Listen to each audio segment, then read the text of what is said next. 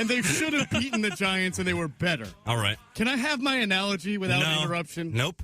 All right. So this runner gets off to a bad start on the race, stubs his toe, sprains his ankle. Wait, how does he stub his toe? Well, you've never ran and stubbed your toe before? Not without hitting something. Yeah, right. No. The only time I stub my toe is getting out of bed, hitting the corner of the post. Or you're in the kitchen, you're trying to get the eggs out of the fridge, bang, you hit it on the chair. Boom, stub toe. Yes. All right, we're not a minute into the show, and I can see that. I'm not even going to get this analogy out. We might as well just go crazy in reaction right away. So the runner... Eagles stink. sprains his ankle, veers off course. You know, he's not even on the track. I actually once did that in a cross-country race in the middle of the woods. It was a road race.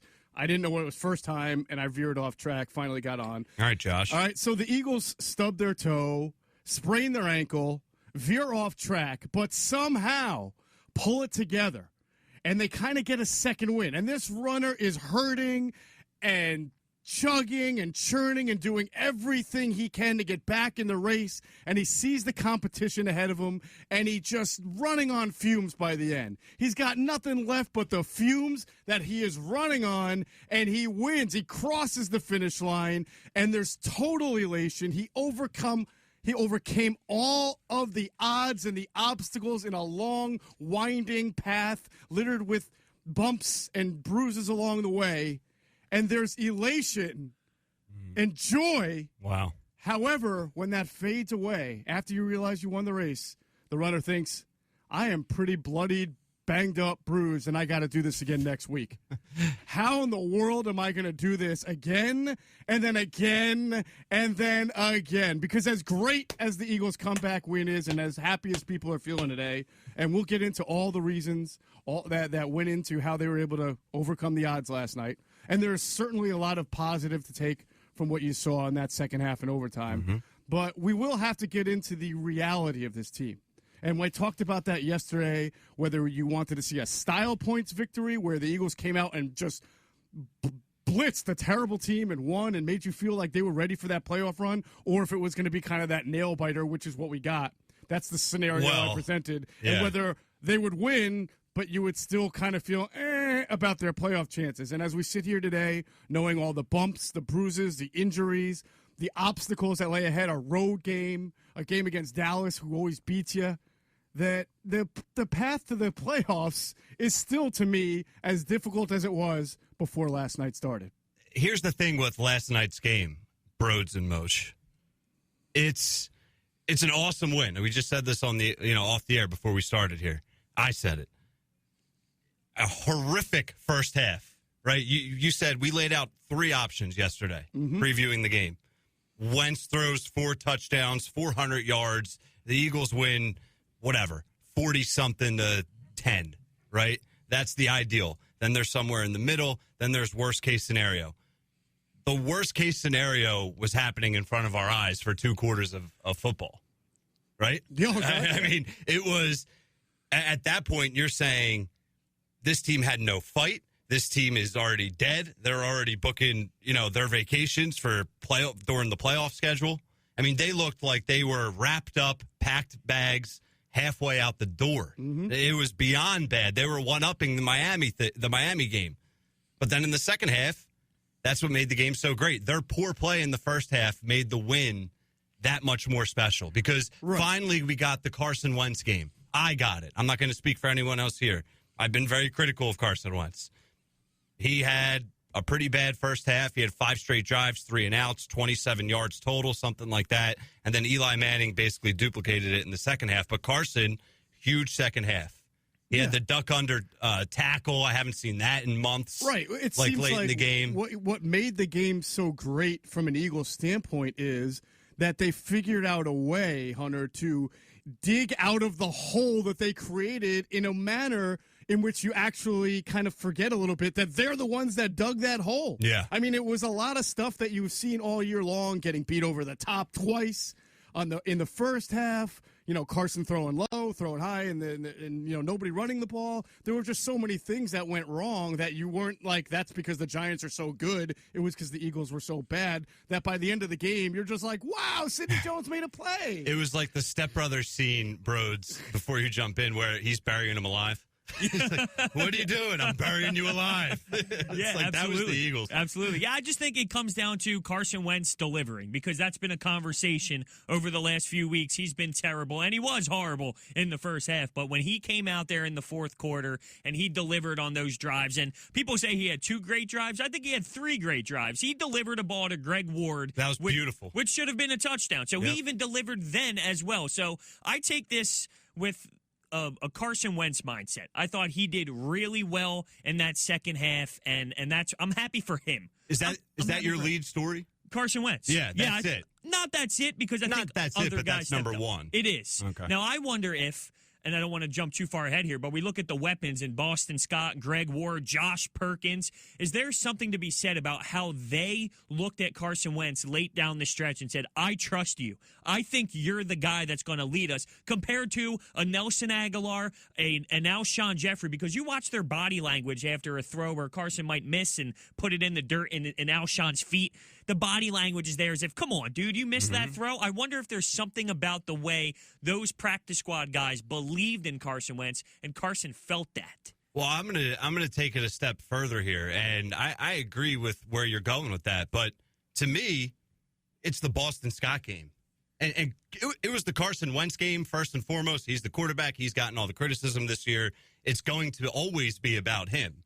But after you get through the Wentz conversation, it is all about Boston Scott. Boston Scott won that game for the Philadelphia Eagles. He was the continuous pressure valve relief. Is that right? It Spell sounds check good. on that. It sounds good to me. All right, cool. It checks out. Bros is with it. But if you were analogizing, I would have interrupted you and just made fun of you. Right. Listen, man, if you have the humor like I do, I'm all for it. Bring it. But it's all about Boston Scott. I mean, they got him going in the passing game, a lot of quick, outs to him, and I think that helped Carson. If I can expand on that then and say, if we're going to say that it's either the Carson Wentz game, which I think a lot of people would agree with, that you finally saw. I almost tweeted this as a joke, but I felt like people were going to take it the wrong way. I almost tweeted in the fourth quarter, something must have happened with Carson Wentz. He's starting to look like ... Carson Wentz. Yeah, you got to throw sarcasm out there on Twitter. I'm a firm believer in that. Well, here's a funny example of sarcasm that wound up being not sarcasm by the end of the game. When they were down 17-0, after that second Slayton touchdown, I tweeted, and I think a lot of people forget this, that last year the Eagles were down 19-3 at home in the second quarter to the Giants and won that game 27-25. Now, I'm tweeting it at a time which nobody wants to hear that, and there was sarcasm. I'm certainly not thinking of the great comeback that's going to be ahead when there's no Alshon, there's no Lane Johnson. How dare you? Yeah, but it wound up being... The nerve. In fact, Brandon Graham's walking through the locker room last night, and he always does this. He's not. I don't want to give the wrong impression. He's very friendly. He's fine with any criticism, and he's walking through and goes, "No, I don't want to talk to you media guys. You had us all written off by halftime." And I'm like, "No, Brandon." I took out my phone. I said, "Look, I was telling everybody a friendly reminder. You guys won this game last year in the same way." And he's like, "Oh, all right." I'm like, "Oh man, I really got him." You didn't tell him that I said that he was quiet, right? Yeah, I didn't say it all. All we right, did not get into that. Thank goodness. I didn't want to Vinny Curry wasn't, though. How about that, Vinny Curry? Vinny Curry was not quiet. 2 sacks. Beautiful. Second time he's had a 2-sack game against the Giants. He only has 3 of his career, so he must like doing that against Eli. But the point is, what you were saying is, if we look at this as the Carson Wentz breakthrough game and also the Boston Scott breakthrough game, I think we have to be fair then, Ryan, and say a lot of the plays in which Boston Scott succeeded, in my opinion, were because of really good play calling from Doug Pederson. And when his back was against the wall last night and when he had nobody at his disposal, and at one point when J.J. Arcega-Whiteside went out of the game, you're down to one healthy wide receiver. You're using Boston Scott as a runner, as a receiver, as a Sproles type. Some of those plays that Scott got open on, especially the catches, were very well schemed. We have to say, Doug, in that second half especially, in that game-winning drive, some of those runs by Sanders, I mean, he really got his A-plus play-calling effort on. So I'm going to be negative here real quick, because I'm not sure. I defer to you, Mosher, obviously, and Broads, I want your thoughts on this as well. But Doug, I felt like, had to call the game like that at that point. Like, his back was so much up against the wall, and maybe I'm just digging here, and maybe I'm completely off base, but the first half was brutal. And I don't know what you saw play calling wise. I don't know, how you assess that first half. But then finally, that drive where there's like 6 minutes, 5 minutes, they go for it on fourth down. They're very aggressive. Mm-hmm. Carson goes deep a little bit. Deep. I mean, I say that loosely, but it felt like, all right, Doug had to do that. Like the season felt like it was on the line, and Doug finally was we got to be aggressive here. Like, this is what we have to do. Isn't that what we ask for when your back is against the wall, whether you're an athlete or you're a coach? But I think you do your best work there? Absolutely. But my point is, we've seen him do that early in games. We've seen him do that over a consistent basis. I think it's fair or foul. I think it's fair to say that Doug has not been that same play caller that we love, and I know that's not all his fault. I lean towards what he's saying. I mean, we did go 3 and out 5 times in a row against this team, so that's pretty bad. I will say you do have to give him credit for that stretch there at the end, but there are still a couple things that blows my mind. When I watched him put 2 fingers up on TV when they scored that first touchdown, I almost vomited. Like, I understand the aggressiveness and that we do that at some times, but what have you seen at that point where you trust your offense to go get that 2-point conversion? I'm proud that he didn't make that decision. I wonder if it was like a Frank Reich moment where someone spoke to him, Doug, what are you thinking here, right? So There are some things. And then even the pass interference play that he challenged, I don't know what he saw. Am I missing something? That was brutal. That was a waste of a timeout. So I don't understand. He has definitely taken a step backwards, but I do appreciate that the drive that got us to win the game, because he was important in that as well. Well, that's interesting for Hunter to say. I feel like he took a step backwards. I think so. Well, let's just start from the top. And it's not just Doug's decision, but he's a big part of it. How do you go into the game with 3 wide receivers? How? How do you do that? Well, and one of them is Alshon, who hasn't he's been like the Jason Peters of wide receivers this year. He's been hurt all year. He's lucky to make it through a game. Was it technically 4? And then it was 3. Because he calls tight end Josh Perkins a hybrid. But I mean, but I didn't know if Nelson Aguilar was considered a dressing player. No, it started inactive? Yes, they started him 3. out inactive. Yes. Okay. So it was 3 from the jump. Correct. Yeah, that's bad. And 7 corners, is that what it was? Yes. Was it 3 receivers, 7 corners? Yeah. Now, funny story about the 7 corners. I don't know if you heard what Sidney Jones said after the game. Sidney Jones, who plays 1 snap and gets a 3rd down pass breakup. You heard what he said? I saw the clip of it. Okay. Just for everybody to know. When Rasul Douglas, who's filling in for Jalen Mills, goes out of the game, and now they're still in their dime, so they literally have to go to their 7th cornerback of the game, Jim Schwartz looks around and goes, "Where's Craig James?" So he's not even looking for Sidney Jones. And this is straight from Sidney Jones's mouth. So you know it has to be honest. Apparently Schwartz just happened to see Jones while he was looking for James. He goes, "Jones, get in." Like, I don't know. You ever seen the movie Lucas in the 80s where it's like, don't throw it to Bly? You know, like the little Corey Haim is Lucas and he shouldn't be on the football team and they throw it to him anyway. That's basically Jim Schwartz. He's like, all right, get in there, Sidney Jones. And the guy makes a play. I think of it as like, in a classroom, any questions, and one person raises their hand, and they're like, anyone else have a question? For the love of God, anyone else? Exactly. So that just goes to show you how many different things happened last night that are unexplainable, unpredictable. J.J. Arcega-Whiteside makes an over-the-shoulder catch. Like a Willie Mays-style catch. I heard Harry and Eitan talk about it, calling it a Willie Mays-style, and it really was. And it was like, wait, he can do that? What? Wait, he can make that catch? I'm still very underwhelmed with him, though. Like, at some point I saw Baker on him, and this guy has been getting torched by every team in this league. Right. And he's struggling to get open and get separation. And well, he's just not a separator. That's the listen, that goes back. That's another argument for the offseason. Yeah. But to go back to Ryan's point and your point, and where I think I was agreeing with it, but just showing you, I was giving credit to Doug because I feel like against all odds, he came through along with Carson. And he did. But you're right in that it goes back to the point I made that the euphoria of the win almost masquerades the fact that they had to do all those things because they dug themselves such a deep hole, right? So it's like you're crediting them for getting out of the mess that they made to begin with. So I understand that. And the mess doesn't just start with the actual game. It even goes into just deciding that we're going to go in and beat the Giants with 3 healthy receivers. Yeah. The arrogance of thinking you can do that. You had 2 wide receivers on the practice squad for more than a week now. You could have signed one of them. How bad is the tale of 2 games? Like, is the first half getting overhyped, underhyped? Because let's say the roles were reversed. Let's say they come out like that in the first half, and in the second half they lay the egg and they end up losing, right? I mean, that's a big what if. But my point is, what's our takeaway assessing that game, the tale of 2 halves, as Josh said before the show? I think the takeaway is definitely more on the positive side, because that's what we ended with, and we've been criticizing Carson Wentz. He ended up delivering with a couple drives, so it's almost as if the first half doesn't get as much brutal discussion as it would have if the Eagles were not able to make it happen. Well, I wanted to find out, and we all wanted to find out, what the kind of the big picture takeaway is as far as the Eagles and their playoff fate, right? Your takeaway is Carson Wentz or Doug or Boston Scott.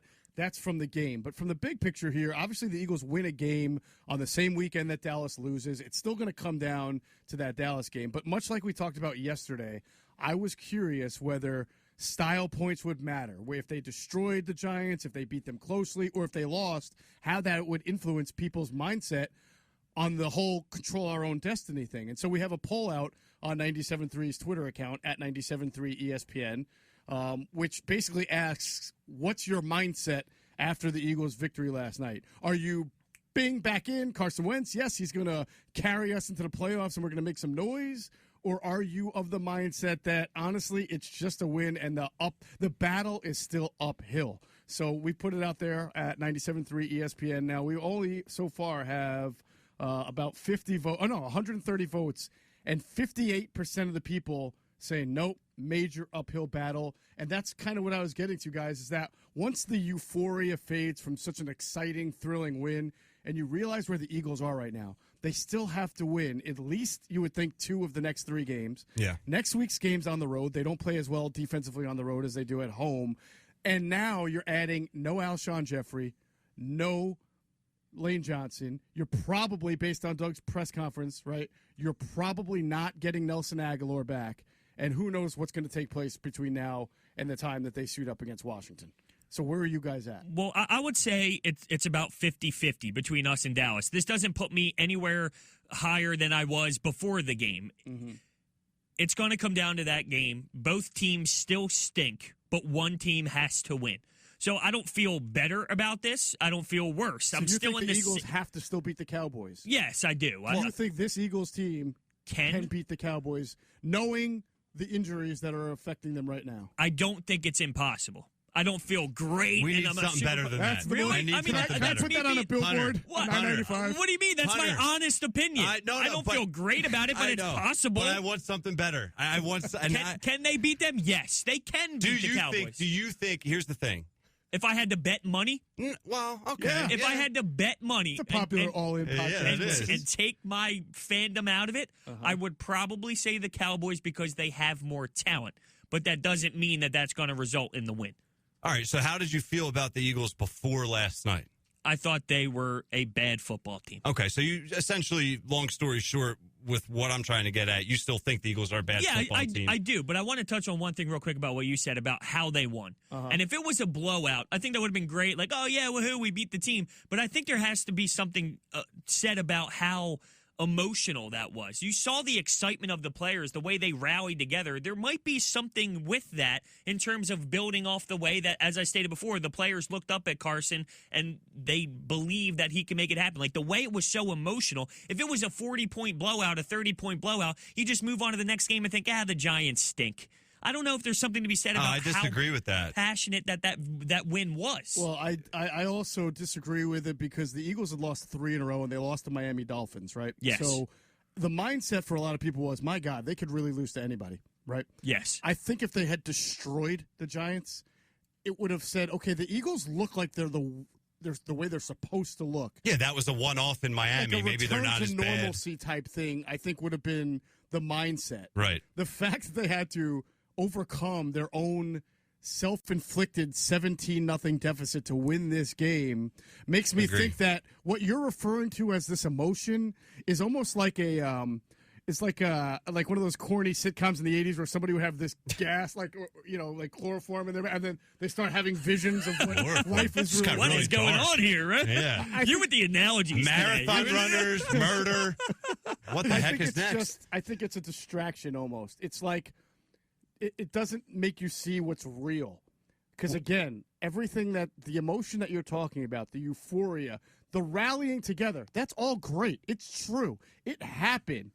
But it doesn't, to me, cover up what's the reality is that they were awful for a half and they're really not that good. I think that was the team. Brief, but I think for the most part, that was a big, deep breath out for the Philadelphia Eagles and even the fans. From a fan base standpoint, I agree. Now, I've been in a hockey locker room, and it's not the NFL, but I've been surrounded by emotional wins where you're down 4-0, 5-0 to a bad team, you win 6-5. That locker room is not the fans. So there is a different sort of emotion in that locker room where they believe more because they were involved. It's different from the fans, and I'm not knocking what you're saying. I agree. If you win by 40, you might feel confident. Like, that's what we're supposed to look like. You make a really great point. But I'm just saying I've been involved in a game where you're down 4-0 against a team you should demolish. You win 6-4, and there is a certain part of you that has this emotion, even though you knew you should have crushed them.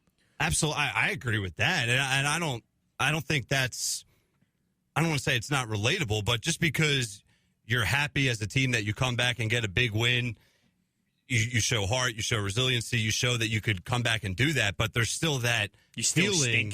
Where that was a battle of two horrible teams. Right. Instead of the Eagles going out there and making a statement and saying, Miami, that was not us, and we're about to go on a run here. Yeah, I just feel like it's like a fantasy land because at some point, 4 days from now, 5 days from now, when we're really getting into the meats and the nuts and bolts of Eagles versus Washington, what we're going to be talking about is Boston Scott getting 50% of the carries. Mm-hmm. Your wide receiver starting lineup is going to be J.J. Arcega-Whiteside and Greg Ward, right? You're going to have Big V at right tackle. You still have Ronald Darby, who stinks, going up against McLaurin, who, we saw what happened. He did in first way. And it's going to be like, how do they do it? It's not, to me, it's not going to be like, this team is galvanized from what happened 5 or 6 days earlier. It's going to be like, oh, my God, if you thought beating the Giants was tough, how do you do it against Washington?